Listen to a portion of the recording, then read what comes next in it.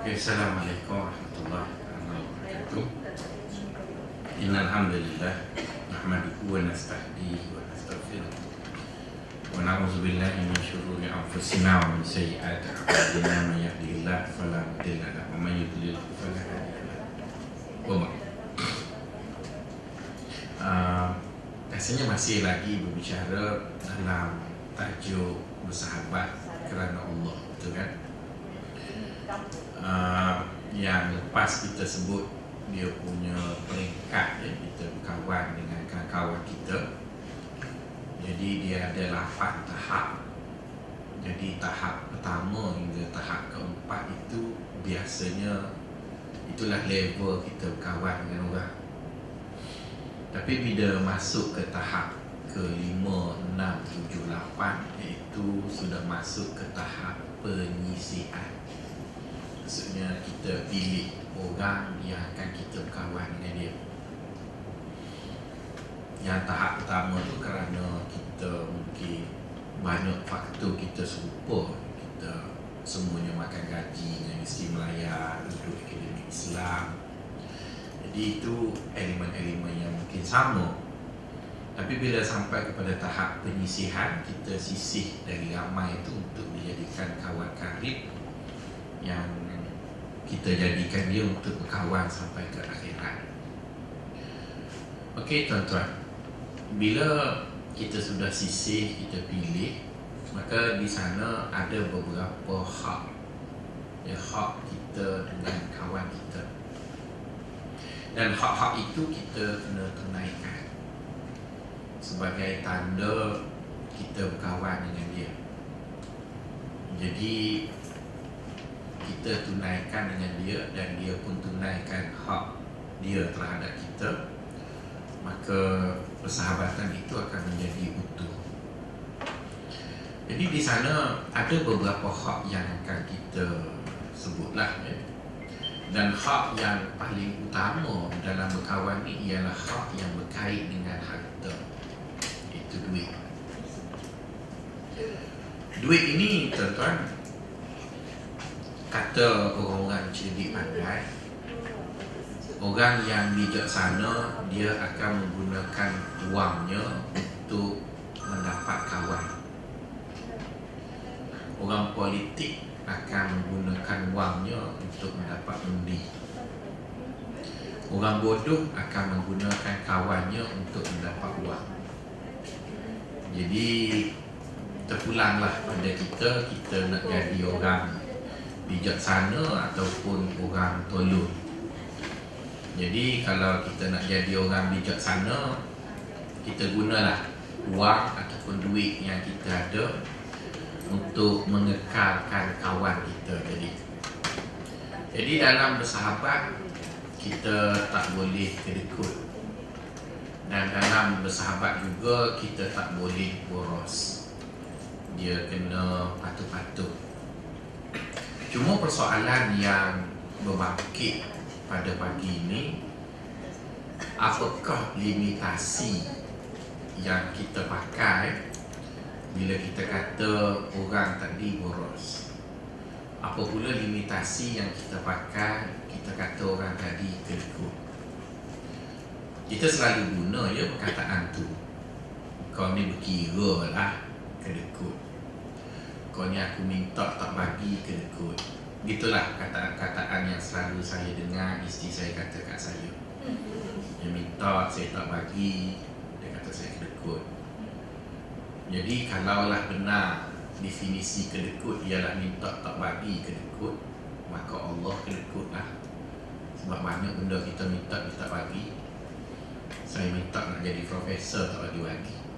Takkan orang kata Allah kedekut, betul kan?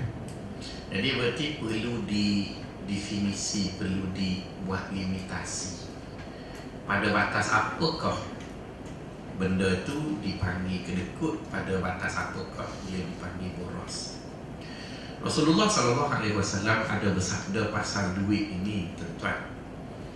Kata Nabi, ni'mal mal malun salih fi yadir rajulin salih. Sebaik-baik harta ialah harta yang baik berada pada tangan orang yang cerdik, orang yang bijaksana. Jadi oleh kerana nak mendapatkan kawan kerana Allah bukanlah suatu perkara yang mudah.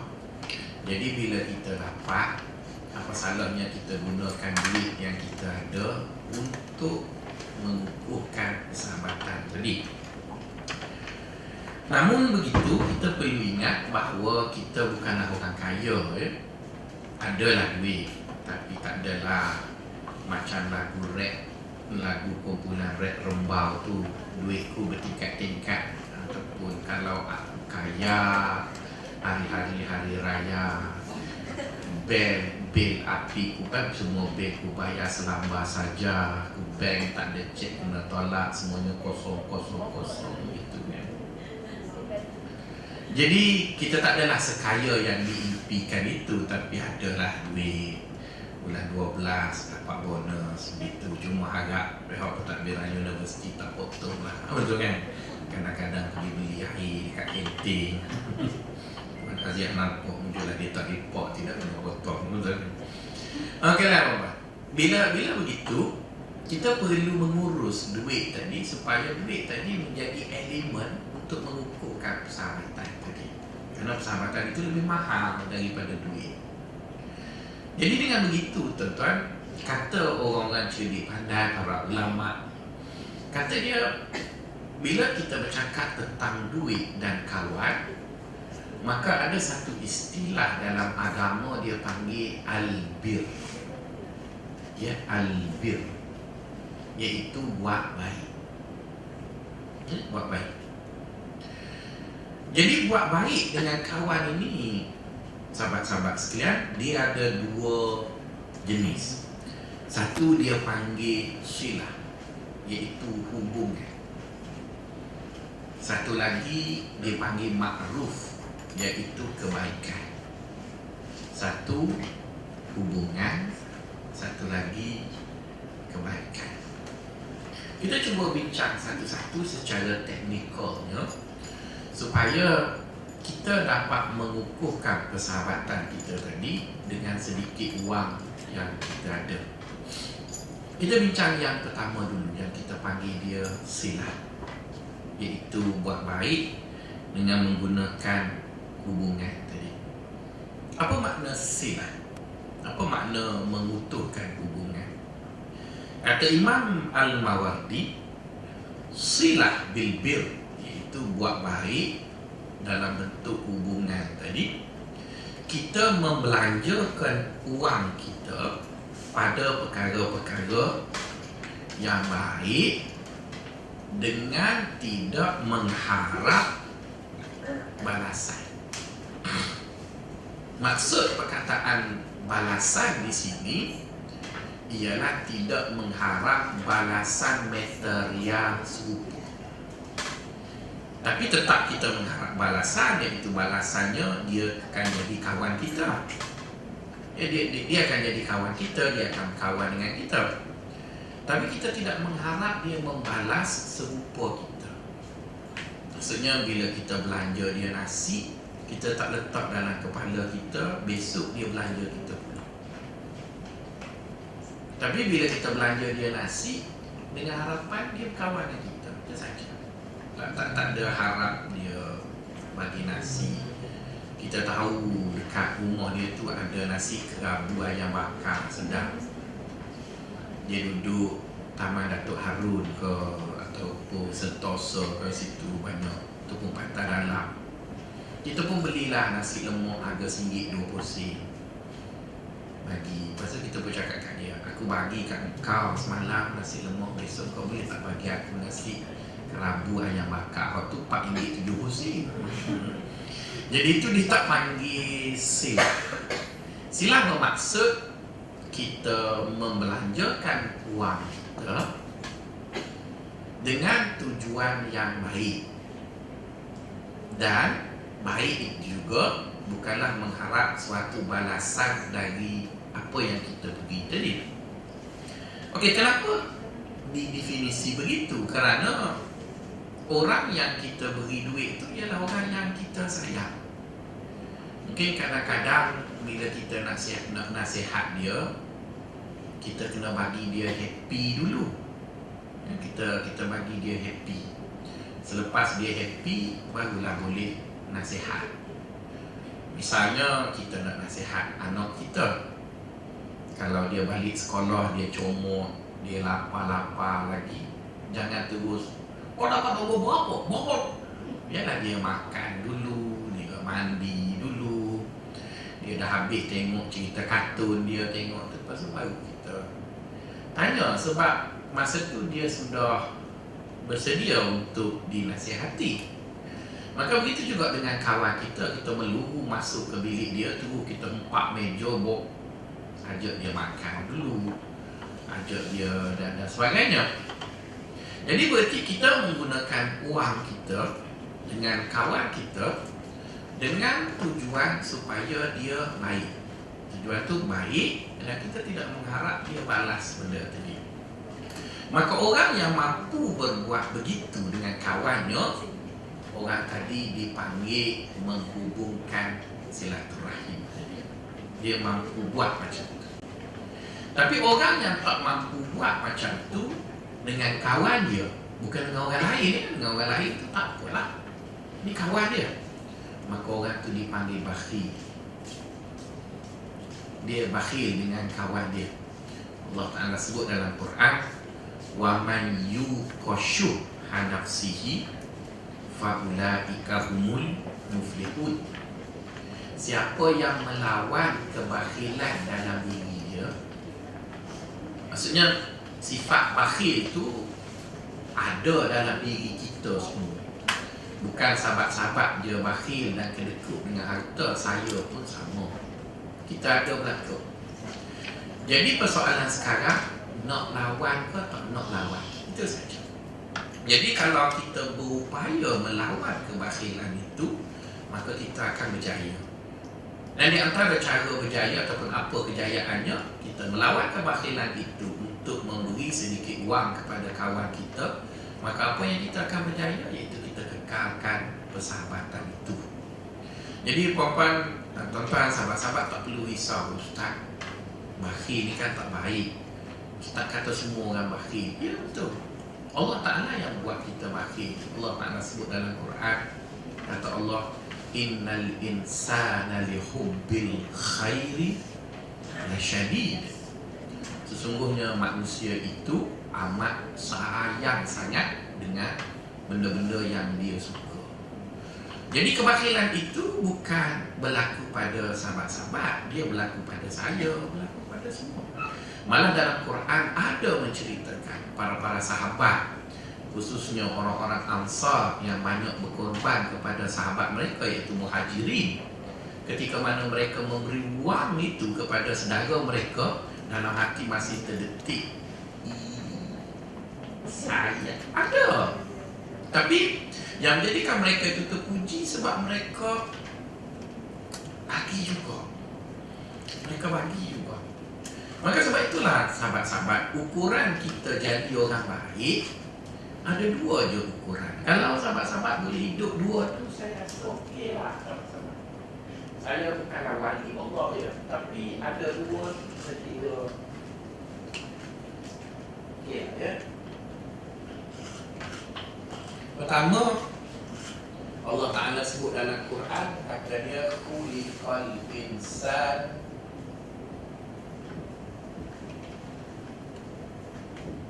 dha'ifa. Allah kata dia buat manusia tu lemah. Bila Allah kata dia buat manusia tu lemah, apakah tuntutan yang munasabah bila dia buat kita lemah? Apa tuntutan munasabah? Tuntutan yang munasabah, dia buat kita lemah. Dia nak tuntut apa dengan kita lemah? Yang munasabah. Dia suruh kuat. Tak pernah sabar dia buat kita lemah. Dia buat kita lemah, dia suruh kita kuat. Mana boleh? Taat perintah, tak pernah sabar. Bila dia buat kita lemah, tuntutan yang munasabah ialah cuba buat. Cuba buat.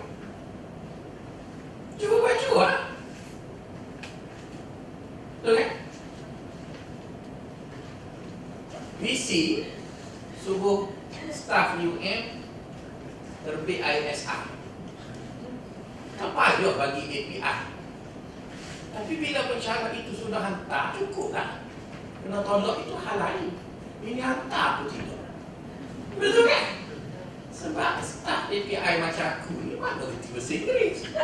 Hantar on the spot dia tolak. Tak apa, yang penting ada bukti hantar. Ni hantar pun tak ada bukti. Dia marah tak naik gaji. Itu sebab dia bila dia suruh, dia tahu kita lemah, maka munasabahnya ialah buatlah dulu. Buatlah dulu. Berjaya tak berjaya itu hal lain. Itu hal lain. Kalau orang kata kena berjaya baru baik, habis Nabi Nuh tak berjaya tu, kerja lagi jauh, lagi lama, 950 tahun, berapa kali kena pencing boleh. Kita kerja 30 tahun dah boleh 3. 950 tahun boleh kerja. Berapa orang dapat masuk Islam? 5 orang. Tapi kenapa Nuh dipuji? Sebab dia berusaha. Aku usaha pagi petang siang malam. Jadi bila Allah buat kita lemah, dia minta dengan kita satu benda yang munasabah, dia panggil cuba buat. Buatlah. Dapat tak dapat itu hal lain. Jadi bila dia buat kita gitu, maka kita cuba tu yang mahal tu. Sebab itu dia sebut la yukallifullahu nafsan illa wus'aha. Aku tidak bebankan kamu benda yang kamu tak mampu. Sebab aku tahu mu lemah. Tapi mentahlah mu lemah, mu tak nak cuba, itu tak betul lah. Ya. Maka sebab itu kita tak lari dari usia layang. Sebab kita cuba, tak dapat itu hal lain. Pencaranya lari itu menyesal. Kita tak lari. Mari lah. Tak segaus ke satu amin. Kita lari. Sebetulnya tak ada orang nak ambil kita. Okey lah, kita tak lari lah. Tapi kita cubalah. Datangnya surat keliling, cuba buat. Tak dapat, kena marah. Cuba lagi, kena marah, cuba lagi. Okey lah. Nak cari mana staff baik kita, kita lagi setiap. Perfect tu tak ada. Tapi cubanya ada, okey lah. Okey lah, cuba. Dan takkan nak marah. Kalau dia buat kita sempurna, kuat, gagak, cerdik, tiba-tiba lemah, itu baru betul dia marah. Maka sebab itu dia tak pernah marah kita kalau tak sempurna. Yang dia marahnya kita tak buat. Bukan dia marah tak sempurna. Betul kan? Alhamdulillah, ada tu. Ini bukan yang ini, saya nak. Saya nak yang nombor 2 itu keliru je waktu. Yang kedua Allah Ta'ala kata innal insana hubbil khairi la syadid. Itu Allah buat kita kedekut. Bila dia buat kita kedekut, apa tuntutan munasabah bagi orang kedekut? Tadi dah bagi clue dah kan? Nampak senyum pandai dah tu. Tu soalannya. Tadi clue baru.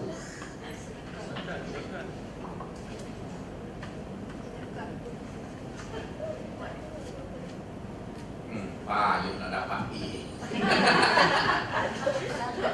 A. Tadi kan kita dah bagi clue. Allah jadikan kita lemah. Tuntutan munasabah bagi orang lemah ialah cuba buat. Betul kan? Dia buat kita kedekut. Apa tuntutan yang munasabah? Sedekah. Cuba tak kedekut? Sedekah. Boleh tapi masih silap. Sedekah tu instrumen. Instrumennya sedekah, zakat itu instrumen. Saya nak sebut apa benda konsep. Bila dia buat kita kedekut, apa benda yang dia macam kita sebut usaha. Usaha tu ialah satu konsep. Instrumennya cuba dapat khusyuk, cuba cari jadi isteri yang soleh. Cubalah, itu cerita dia. Jadi kalau kita kata sedekah, itu ialah instrumennya ialah sedekah, betul lah. Apa benda ya bila dia buat kita kedekut. Ini dia yang buat ya, bukan kedekut. Kita semua ni kedekut ke? Korban tu besar sangat loh. Kalau kan apa dia? Memberi. Baru si campur. Belum A. A-nya ialah kongsi. Boleh? Kongsi.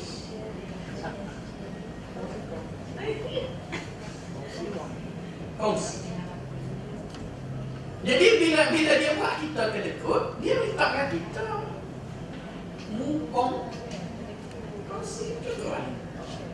Bila kamu sharing, itu okey lah. Sharing okey lah. Memang kita tak boleh bagi suami kita untuk dikahwini. Tapi apa salahnya bagi dia pergi bagi tenaga gotong royong. Betul kan? Sharing tenaga, sharing body and love tak dapat lah. Tapi sharing kan lain. Suami kita kan gagal, so dia pergi tempat semua kat kubur. Ini mentahlah suami kita dia peluk jangan pergi ke mana. Tahu kan dia beritahu. Yang tak boleh kongsi tu okey, tapi yang boleh kongsi tu sharing lah. Kita pakai 3 kerongsang, sini lagi. Maksudnya kalau hilang satu pun tak cabut. Jadi kawan kita hilang kerongsang dalam tanda, bagilah satu, betul kan? Itu pun bukan bagi besok hantar balik. Betul kan? Sharing lah ni. Maksudnya oleh kerana dia buat kita kedekut, dia tak minta kita beri kan? Dia minta kita kongsi. Jadi bila kita boleh kongsi dengan perempuan itu baik lah tu. Baik lah tu. Bila kita ada kereta baru, betul kan? Kawan kita ni Saga kotak tu kan, ni suara yang tutup pintu 4 kali baru lengkap tu kan. Kita barulah beli Vios baru, bagilah naik sekali, betul kan? Kita pun naik jangan tekan apa-apa, duduk je. Kongsi je, bukan bagi kat dia. Bagi kat dia aku tak bagi. Ini sejak beli sampai servis kat Yusim Raya 20 tahun kan tak pernah naik kereta kita, naik juga. Tak bagus tu. Bagi kereta tolong pula, betul kan? Sekali pergi pantai dalam sebab lubang banyak kereta suara kau lah. Tapi bila pergi Mac Valley aku lah, betul kan? Okey lah maksudnya. Itu dia panggil kongsi. Jadi bila Allah Ta'ala buat kita lemah, dia mahu kita cuba usaha, betul kan? Bila dia buat kita kedekut, dia mahu kita kongsi. Jadi itu yang dia panggil la yukallifullahu nafsan illa wus'aha. Dia tak bebankan kita melainkan perkara yang mampu kita buat. Jadi benda yang mampu kita buat dalam kita kedekut ialah dia minta kita kongsi. Jadi instrumen untuk kita kongsi itu ada zakat, ada sedekah, ada hadiah. Yang tu dia panggil instrumen yang dibuat. Tapi konsepnya adalah kongsi.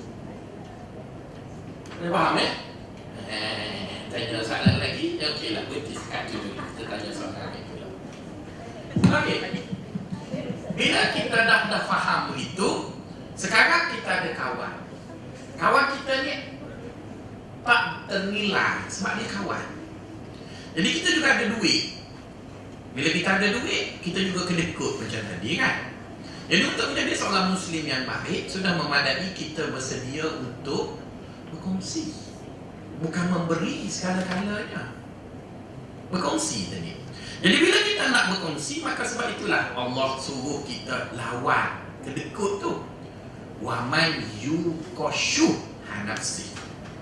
Siapa yang cuba melawan kekikiran ataupun kebakhilan yang ada dalam diri dia, faulaika humul muflihun, maka dia adalah orang yang berjaya. Berjaya apa? Kalau dia dalam konteks dia dengan kawan dia berjaya menjaga persahabatan itu. Dan orang yang baik hati ini, perempuan, dia adalah orang yang cukup hebat. Bapak, kalau saya tanya sahabat-sahabat, sahabat-sahabat selalu guna perkataan kedekut. Satu lagi boros. Benar kan? Macam mana ukuran kita kata orang tu kedekut? Adakah kita tengok orang tu bila berkira kita panggil dia kedekut? Kalau tuan-tuan perempuan kata orang berkira kedekut, benda hari tu kedekut. Sebab benda hari dia kira sungguh 5 sen dia tak balik. Betul kan? Adakah orang duduk kat jabatan benda hari tu kedekut dah ke? Bukan, sebab dia accountant. Tapi bila kita kata orang kau ni 10 sen pun berkira kedekut, tak, bukan soal kedekut. Sebab 10 sen pun boleh masuk neraka, kan ambil duit orang.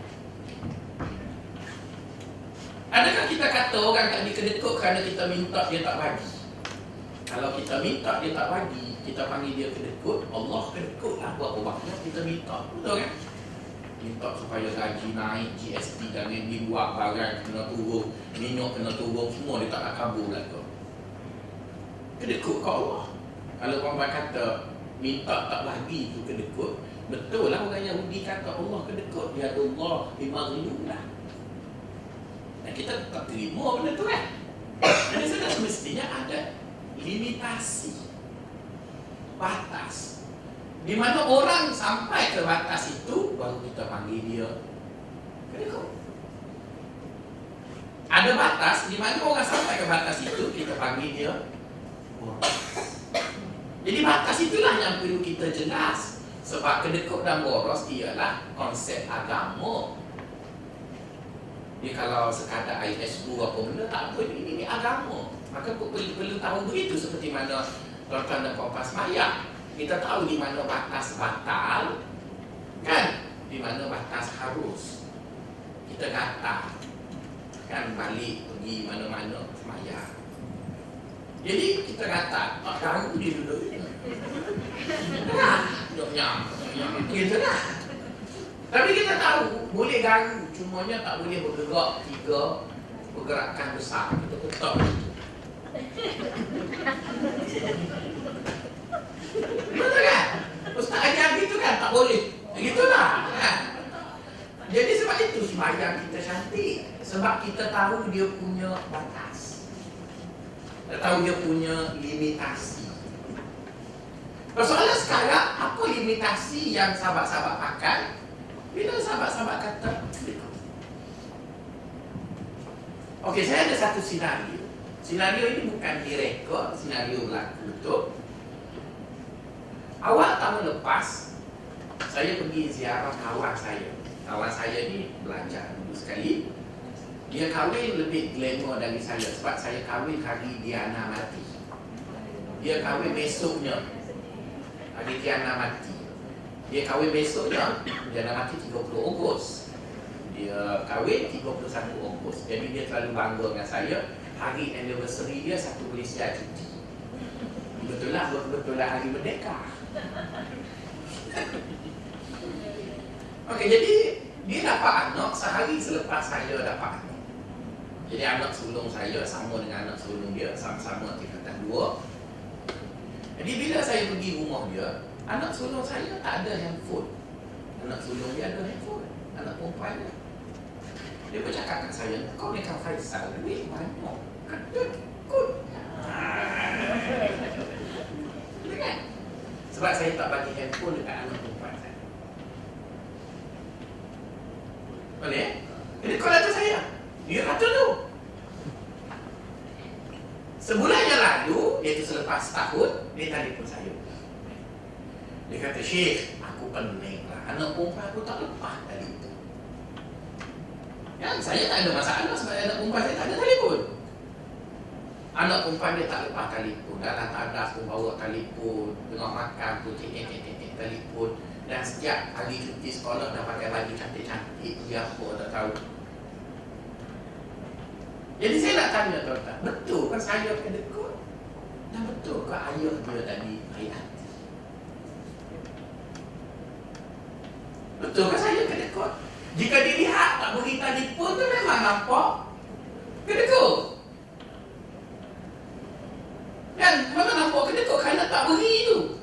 Tapi tak beri tu adalah kebaikan untuk orang tu, maka dia tidak kedekut. Jadi berarti kedekut itu mesti didefinisi. Dia tak boleh pakai, tuduh, gitu.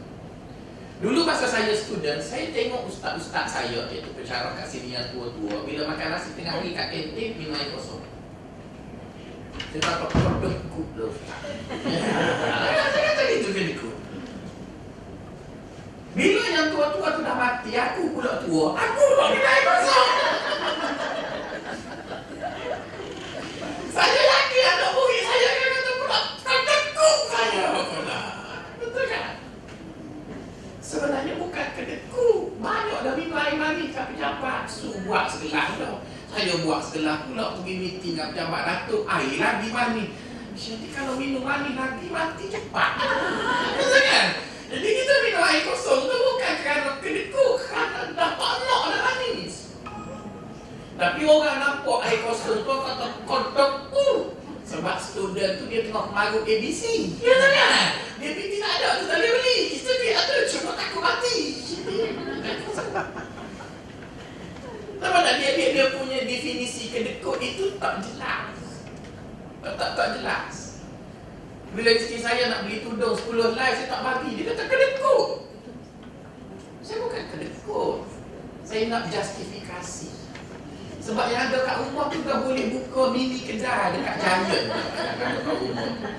Kan dia ada lubang tudung tu kan. Rumah saya ada pak penuh dah lubang. Bukan pak lubang, pak penakut tu penuh. Rekod ni saya tengok juga. Jadi berarti adakah itu dia panggil kedekut? Jadi definisi itu perlu diberi dengan jelas supaya bila kita kata orang kedekut tu, apa makna kedekut? Apa ukuran awak pakai? Jadi bila bercakap mengenai nilai macam tu, cara paling mudah ialah perempuan buat macam ni, pakai model ni. Garis 3. Ya? Garis 3. Yang kat sini dia panggil ifrat, melampau lebih. Yang kat sini dipanggil tafrid, iaitu melampau kurang. Yang kat tengah ni bagus. Jadi melampau lebih kita panggil dia boros. Melampau kurang kita panggil dia kedekut. Jadi oleh kerana ada dua garis begitu, kita tak perlu definisi boros, kita tak perlu definisi kedekut, kita perlu definisi yang baik. Jadi bila kita dah dapat yang baik, maka kita tengok jika lebih, maka boroslah. Jika kurang, ianya kedekut.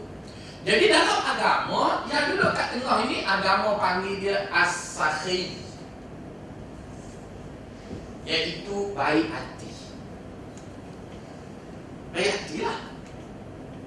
Rasulullah SAW bersabda, as-sakhiyu qaribun minallah wa qaribun minal jannati wa qaribun minan nas, ba'idun anin nar. Wal bakhilu ba'idun anillah wa ba'idun anil jannati wa ba'idun anin nas wa qaribun ilan nar. Nabi kata sakhi iaitu orang baik hati, dekat dengan Allah, dekat dengan syurga, dekat dengan manusia, jauh dari neraka. Orang kedekut jauh dengan Allah, jauh dari syurga, jauh dari manusia, dekat dengan neraka. Jadi persoalannya, apa makna sahih? Tadi kita sebut silah bermaksud memberi wang kepada orang yang kita sayang dengan tujuan baik, kan? Dengan tidak mengharapkan balasan mereka kepada kita. Maka sahih ialah penjelasan kepada silah tadi. Maka Imam Al-Mawardi kata seseorang itu dipanggil baik hati apabila dia buat 3 perkara dalam wang. Dalam konteks dia dengan orang yang dia sayang tadi, dia bagi duit tu, bila memenuhi 3 perkara ini, maka dia dipanggil sahih, baik hati. Pertama, dia beri apa yang diperlukan. Dia beri apa yang diperlukan. Yang kedua, pada masa yang diperlukan. Yang ketiga, pada kadar yang diperlukan. Maka tu baik. Beri apa yang perlu, pada masa yang perlu, pada kadar yang perlu. Baik hati. Sebab orang ni kalau kita beri macam tu, dia jadi baik. Jadi baik. Tapi kalau kita bagi lebih, dia jadi kosong. Sebab itu bila BSM luluskan bajet persidangan 6 cukup. Maka sebab itu pencara pergi seminar. Cuma dia bagi lebih. Dia pergi shopping, dia pergi seminar sehari, dia pergi kat lain. Itulah. Tapi BSM cerdik dia bagi cukup-cukup. Dia pencara kena pergi, dia balik je lah. Buat kerja je lah. Dulu bila BSM bagi klaim obat banyak-banyak, kan? Maka orang akan salah guna benda tu. Tapi bila diperketatkan, tetap boleh ubat, tapi tak berlaku salah guna. Jadi orang yang baik ialah beri apa yang diperlukan pada masa yang diperlukan, pada kadar yang diperlukan. Bila meeting pukul 10, setengah jam dia meeting, maka biskut dengan teh baca sendiri. Betul kan? Tapi bila meeting 3 jam, 4 jam sampai waktu zuhur, kena nasi biryani. Betul kan? Tapi kalau tiap-tiap hari nasi biryani, cepat mati lah. Betul kan? Meeting setengah jam pun biryani, semua pada tu nasi ayam, lepas tu nasi dinosaur, nasi kambing, mati lah. Tapi dia ada yang dia panggil beli apa yang diperlukan pada kadar yang diperlukan pada masa yang diperlukan. Maka anak kita yang duduk dengan kita, pergi sekolah sekali dengan kita, balik sekolah dengan kita, apa perlu dia ada telefon? Telefon buat apa? Kau pergi sekolah dengan aku, balik dengan aku. Nak makan kantin, pakai buku akaun mak, kan? Apa bagi duit sekolah tak bayar, kan? Tak perlu. Tapi kalau dia duduk MRSM Langkawi, kita bagilah. Sebab dia perlu telefon. Sebab kan sana telefon awam dia rosak lah. Telefon. Jadi diberi kerana perlu, bukan diberi kerana ada duit.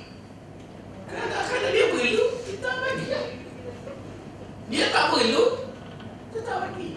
Maka sebab itu, bila kita beri sesuatu yang diperlukan tapi pada kadar yang lebih, maka nama dia boros lah. Betul kan? Pada kadar yang lebih, boros lah. Tapi kalau tidak diberikan pada masa yang perlu sedangkan dia mampu beri, nama dia kedekut lah. Murah je. Barulah maksudnya tidak beri perkara yang diperlukan. Perkara tu dia perlu, kita tak bagi. Sedangkan kita mampu beri, maka kedekut lah. Tapi dia dah ada 20, 40 dah tudung, kita tak bagi. Itu tidak kedekut. Tunggu akhir tahun, mega sale belilah. Beli sekarang 200 lah, mega sale 70, tu jimat sekarang 30. Lah abang nak tukar tayar lagi, brake pad dah haru, gearbox lagi. Dia tahu start jalan je, bagi kita, betul kan? Lagi handbrake tu risau tu lah, orang pun pakai handbrake. Orang lelaki tadi kelas, sebab takut haru dia. Suami baking. Tak percaya cuba yang hanya orang perempuan yang baking sendiri kereta. Betul dia pun. Kalau ada suami, dia tak tahu dia pakai untuk. Kadang-kadang dia tunggu anak sejam tu, dia tidur kali dia guru-guru. Dah suami sini.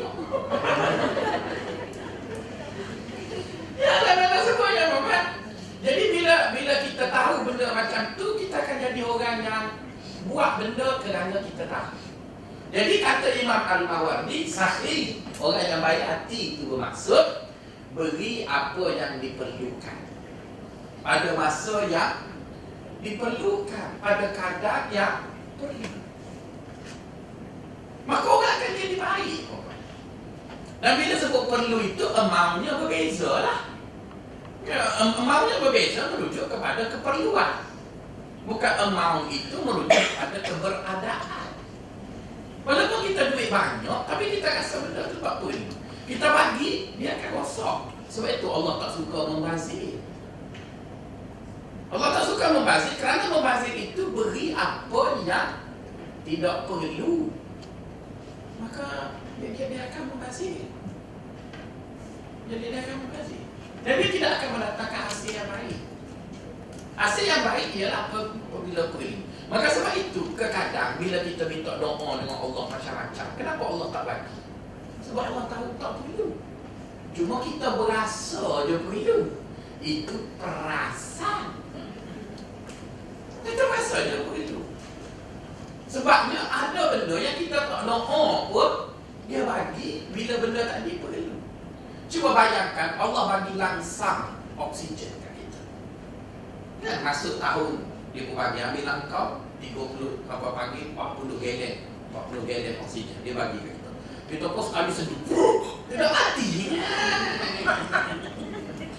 Dia tak bagi langsam, dia bagi sikit-sikit. Maka tu yang nafas cantik tu. Tapi bila kita berlari dia bagi banyak sikit sebab perlu kan. Dan kita berhenti lagi dia bagi sikit pula. Dia bagi batu tu. Dia bagi Rasalah kalau universiti semua kira langsam, awak tahu bayar dulu, dia pakai postpaid, orang dah bayar dulu. Orang tak buat kerja pula dia buat. Dia bagi duit. Tapi dia cerdik, dia bagi ujung bulan. Jadi kena buat kerja dulu. Itu yang kita jadi baik.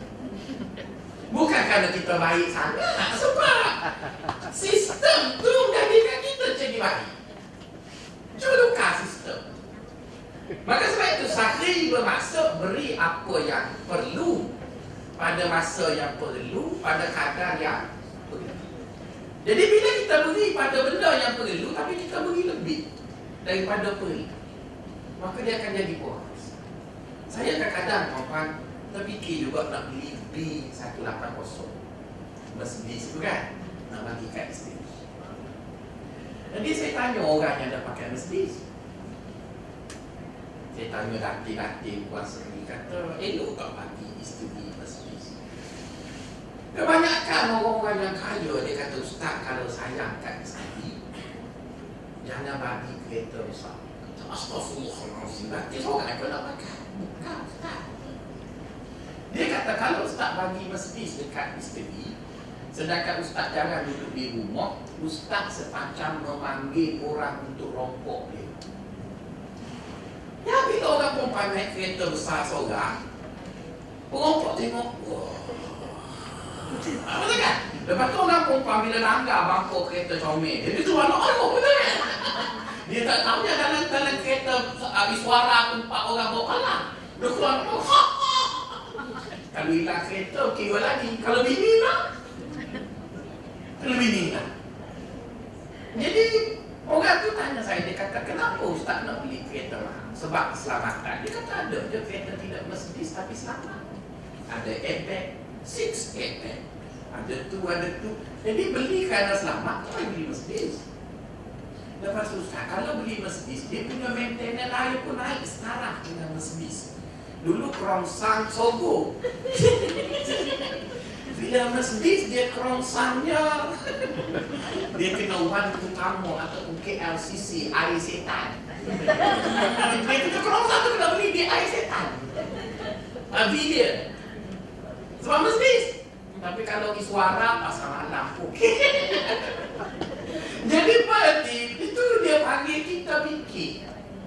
Kita bukan kedekut, tapi kita mahu yang terbaik. Jadi apa yang perlu kita bagi. Dia perlu.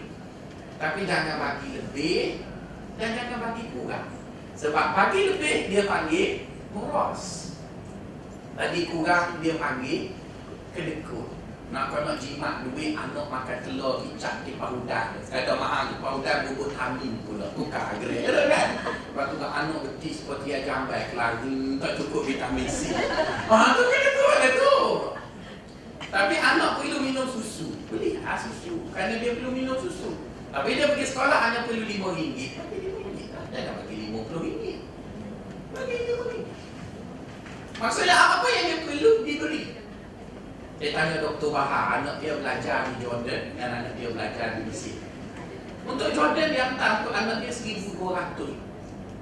Untuk Mesir dia hantar 500. Kalau dilihat pada amount kan tak betul. Kenapa yang tu 1,200? Kerana yang tu 500. Tapi betul lah Dr. Bahar buat tu sebab 500 itu sudah cukup di Mesir, 1,200 itu baru cukup di Jordan. Tapi jangan dilihat pada amount tu tak sama lah kerana. Jadi begitu kita mengukur seseorang itu kedekut atau boros. Jadi kita sebagai orang yang terpelajar duduk di universiti, kita tahu dia punya limitasi. Jadi bila disebut seorang yang baik hati, bermaksud memberi sesuatu pada kawannya, apa yang kawannya perlu pada masa kawannya perlu dengan kadar perlu saja. Tidak lebih, tidak kurang. Mungkin tuan kata tak boleh ke Ustaz bagi lebih. Boleh, tapi jangan kerap. Kita panggil dia surprise. Maksudnya boleh kita makan kat rumah tu sederhana, tapi sesekali makan besar lah. Itu okey. Maksudnya sesekali dia panggil, orang Kelantan panggil lepas angin. Betul kan? Kan? Sekali-sekala bawa pergi hotel, makanlah apa saja. Tapi sekali-sekala tu mungkin masa dapat bonus bulan 12 lah. Betul kan? Tapi kalau tiap-tiap malam dulu makanlah. Siapa nak ikut dengan anak kita? Mentality. Betul kan? Tapi kalau kita biasa je cuma sesekali tu okey. Jadi itu bila orang tanya kita apa makna boros, apa makna bakhil, kita cakap kat dia bakhil ialah ukuran di antara boros, bakhil, di tengahnya itu ada sahih, iaitu baik hati.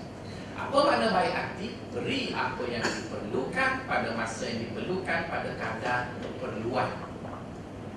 Bakhil bermaksud tidak memberi apa yang diperlukan sedangkan kita mampu beri. Tapi kalau tak beri kerana tak mampu, itu tidak bakhil kan? Ini mampu dan tak beri. Apa pula makna boros? Ialah boros bermaksud memberi lebih daripada apa yang diperlukan.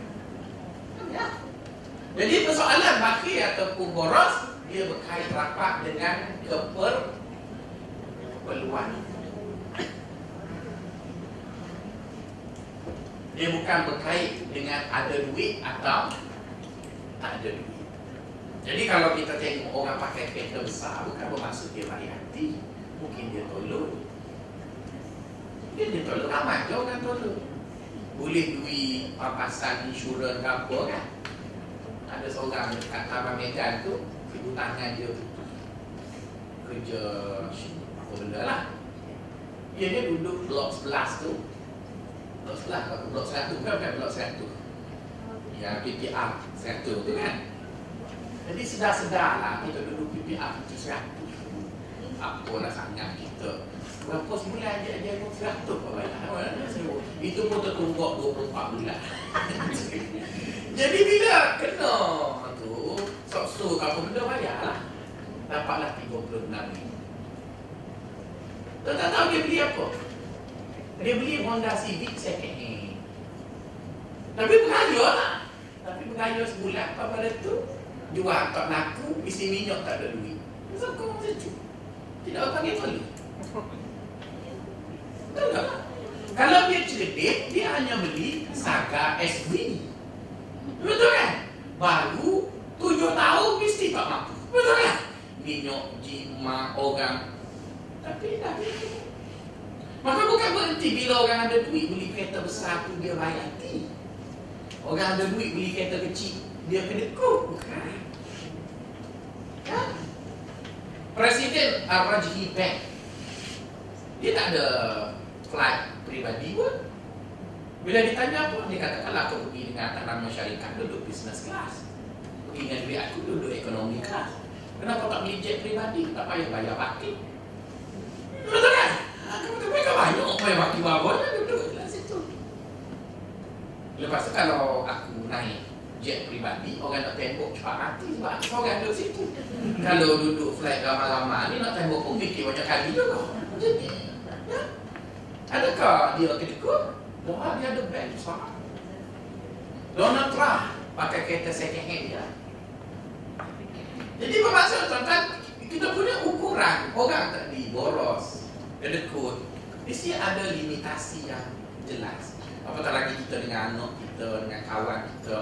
Maka jangan dilihat bila dia begitu. Jangan jadi todol macam saya. Tengok profesor saya minum air kosong, saya kata kedekut. Mudah kan bila profesor tu dah mati, saya pula minum air kosong, anak murid saya batuk kedekut juga. Tahu kita orang tidak kedekut, cuma takut mati, dah kecimani tinggi, betul kan? Jadi minum air kosong itu bukan kerana sayang duit, kerana sayang yang lebih mahal dari duit, iaitu usia, umur, kesihatan dan sebagainya tadi. Jadi bila kita faham begitu, puan-puan, kita tak mudah nak kata orang kedekut, tak mudah nak kata orang tu boros dan sebagainya. Jadi rasanya itu dulu pelajaran untuk hari ini, bagaimana kata dengan Tuhan. Kita jumpa lagi di depan. Assalamualaikum warahmatullahi wabarakatuh.